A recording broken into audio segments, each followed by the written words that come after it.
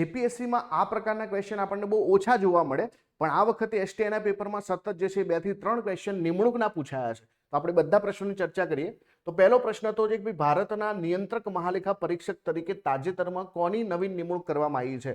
તો આ તો સીધો અને સિમ્પલ ફેક્ચ્યુઅલ ક્વેશ્ચન છે કે ભાઈ આપણે જે છે સીએજીની નિમણૂક, તમારે સીએજીનો આર્ટિકલ લખવાનો છે.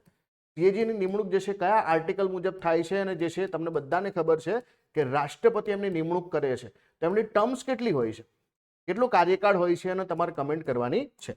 તો આનો જવાબ છે કે સંજય મૂર્તિ. સાથે બીજો એક સવાલ પૂછાયો કે ભાઈ સંસદની જાહેર હિસાબ સમિતિના અધ્યક્ષ તરીકે તાજેતરમાં કોની નિમણૂક કરવામાં આવી છે?